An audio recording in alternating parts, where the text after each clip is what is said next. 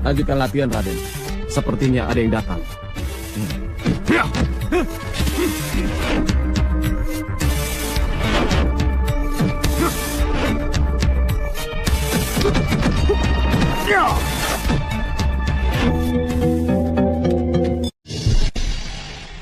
Iya, bagus. Jadi Putri Ambarwati kembali ke Katumenggungan dan Putri Ayu Sekarsari menerima kembali putri yang sudah dinyatakan buron itu. Benar, Nyi Ratu. Dan menurutmu Bayu Samudro menetap di sana? Benar, Nyi Ratu. Ini yang aku tidak suka. Aku tidak suka kalau Bayu Samudro menetap di sana. Aku tidak suka. Mohon maaf, Nyi Ratu.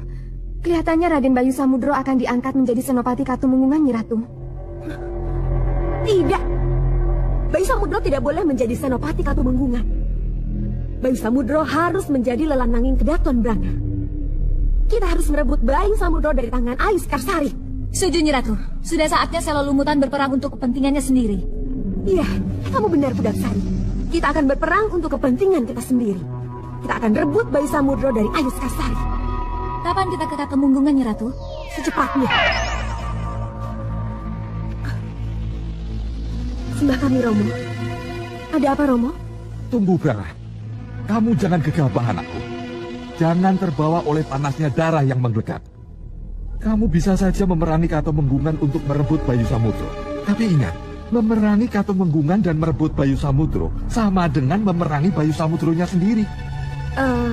Memerangi Katumenggungan sama dengan memerangi Bayu Samudro sendiri, Romo. Ada cara yang lebih halus, yang akan lebih berhasil untuk menundukkan Bayu Samudro, anakku. Apa itu, Romo? Kamu harus jadi Ayu Sekarsari kalau kamu ingin memiliki Bayu Samudro.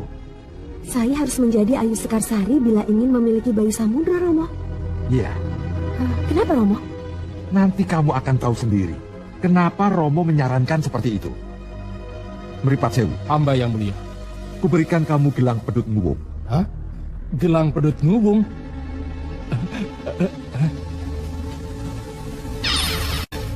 Dengan gelang ini kamu akan lebih leluasa untuk menyusup kemana saja tanpa terlacak, baik gerakanmu maupun getaranmu.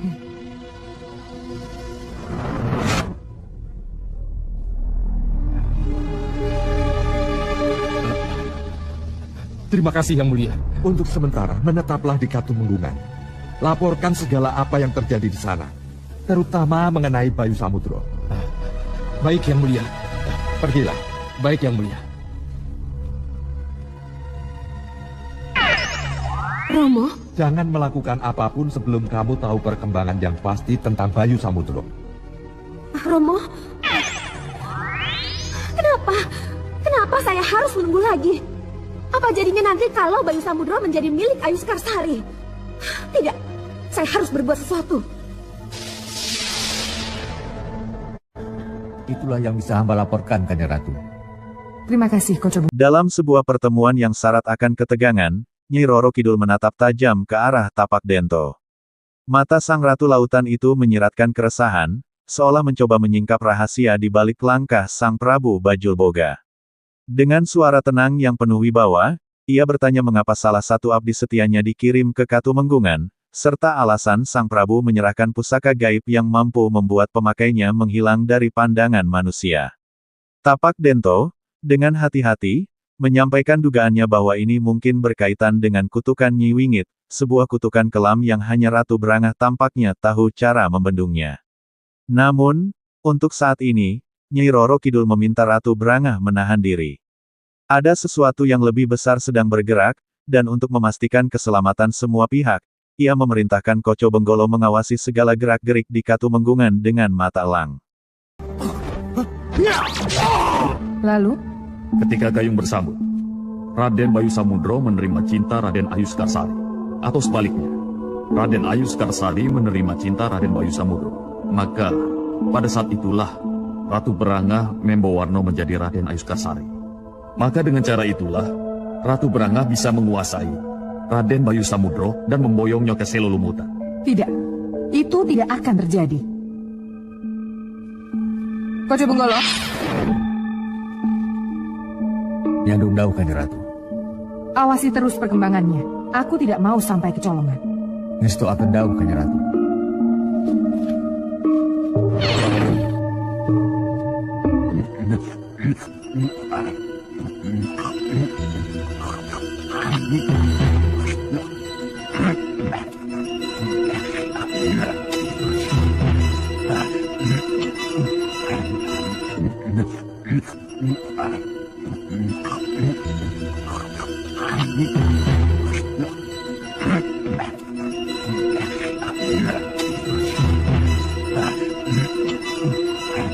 Di sisi lain, di tengah gemerlap kerajaan Selolumutan, Singo Barong sedang larut dalam pesta megah. Hidangan melimpah dan hiburan tiada henti membuat sang raja siluman itu terlelap dalam kemewahan, dikelilingi oleh dayang-dayang cantik. Namun, malam itu bukan malam biasa. Dengan langkah penuh tipu daya, Ratu Selolumutan mendekat, membisikkan hasutan yang menyulut bara amarah di hati Singo Barong. Seolah dibakar dendam, Singo Barong memimpin pasukannya menyerbu Katumenggungan dalam serangan besar-besaran. Amukan itu menghancurkan segalanya, benteng-benteng roboh, dan para prajurit, termasuk Yudo Turunggo yang tangguh, tak mampu membendung keganasan mereka. Cukup, hentikan ketawamu. Aku tidak mau ruangan ini runtuh karena suara ketawamu. Maafkan saya, Nyi Ratu. Sang Prabu, Iya, Nyi Ratu. bisa kita bicara di luar? Baik, Nyi Ratu. Bisa. Kamu tunggu di sini. Baiknya, Ratu. Sang Prabu pasti ingat bagaimana Ratu Kidul yang Sang Prabu gandrungi itu mempermainkan Sang Prabu dan mempermalukan Sang Prabu di Hayaka Praja Goa Barong. Ya, saya ingat itu. Saya menjadi sangat sakit hati kalau ingat bagaimana Ratu Kidul mempermainkan saya waktu itu. Kini saatnya Sang Prabu melakukan pembalasan. Ya, aku akan lakukan. Kalau memang harus aku lakukan sekarang. Seranglah Katumenggungan Cokro Nanggalan. Dengan begitu Sang Prabu sudah merobek-robek hati Ratu Kidul. Kenapa begitu? Karena Sang Prabu akan mengguncang mulusnya jalan Bayu Samudro menuju kursi Katumenggungan yang sangat diinginkan oleh Ratu Kidul bagi Bayu Samudro. Berarti Singo Barong harus membunuh Bayu Samudro. Oh, tidak. Lalu, apa yang harus aku lakukan? Obrak-abrik Katumenggungan. Buat porak-poranda. Akulah yang akan mengurus Bayu Samudro. Lakukan, Singo Barong. Lakukan demi dendam sakit hatimu dan lakukan demi persahabatan kita. Iya, Nyi Ratu. Akan aku hancurkan untukmu. Rindu Aji. Saibi angin, bantulah aku.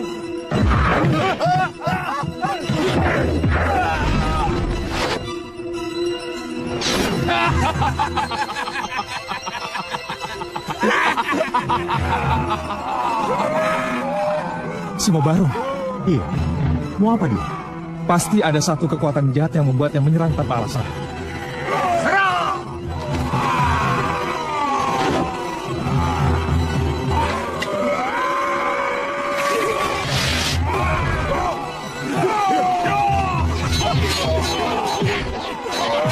Ambarwati, Ya, Kakang.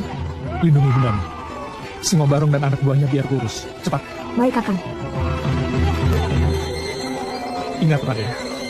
Pasti ada sesuatu di balik kekacauan yang dibuat oleh Singo Barong. Iya, saya mengerti.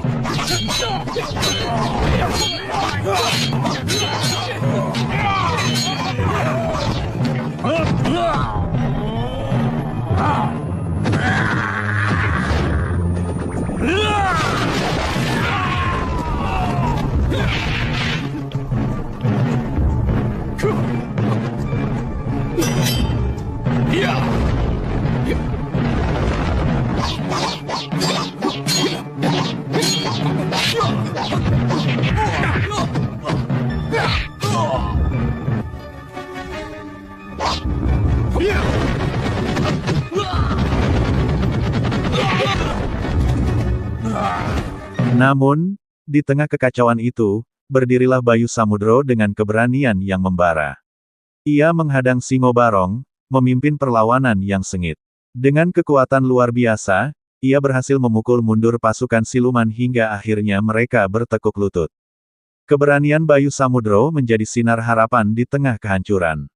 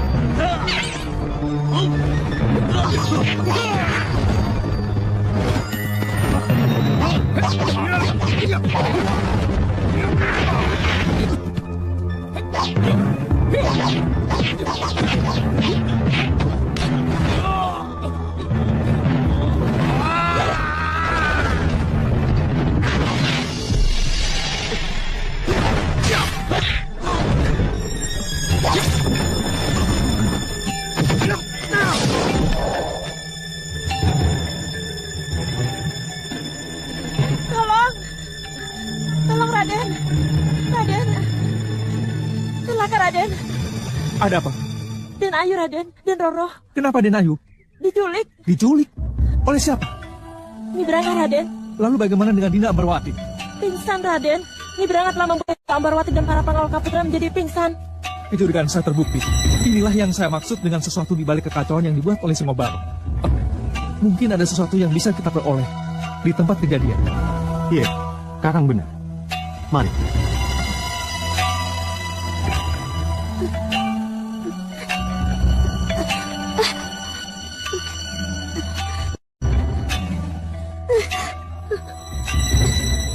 Ambarwati, Ambarwati. Kakang, untuk apa dia menculik Raden Ayu? peristiwanya sangat mengagetkan dan sangat cepat, Kakang.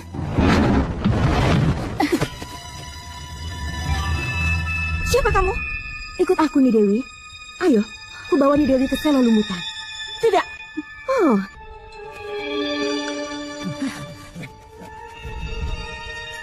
Sementara itu, dari bayangan kerusuhan, muncul sosok anggun namun berbahaya, Ratu Branga. Dengan aura yang menggetarkan, ia berhadapan langsung dengan Ayu Sekarsari. Ambarwati, yang mencoba melindungi Ayu Sekarsari, terlempar jauh oleh kekuatan Ratu Branga. Tanpa ampun, sang ratu menculik Ayu Sekarsari, meninggalkan luka batin dan ketakutan mendalam di hati mereka yang menyaksikan. Jangan khawatir. Saya akan merebut Raden Ayu Sekarsari dari tangan Nyibranga. Saya tahu. Sengaja memancing. Saya harus ke sel lumutan. Saya harus ke sel lumutan. Saya harus menghadapi tantangannya. Saya pamit mundur. Tunggu dulu.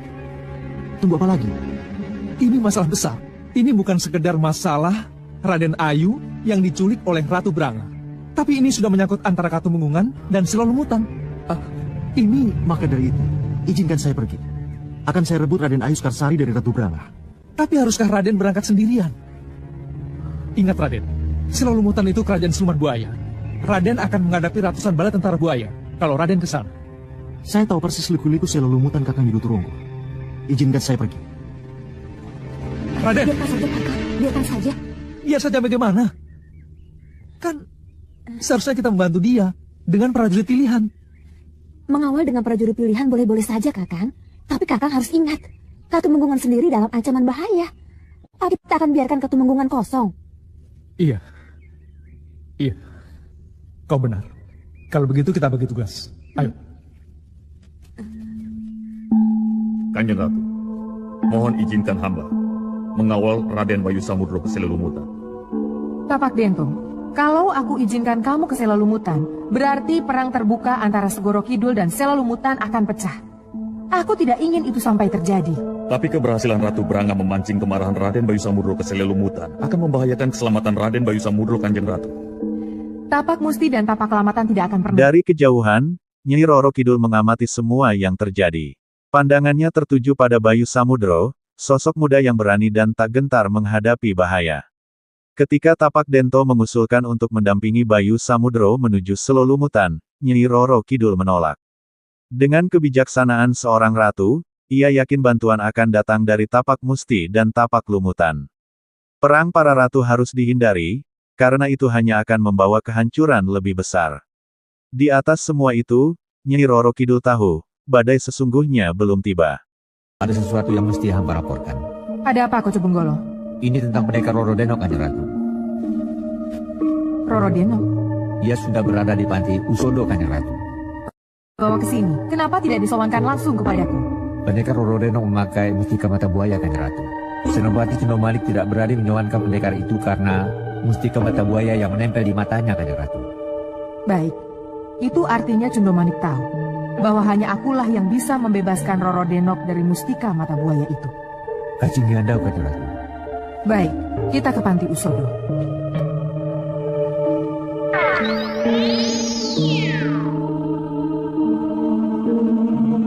Tetap di tempat, karena sebentar lagi Kanjeng Ratu pasti kembali.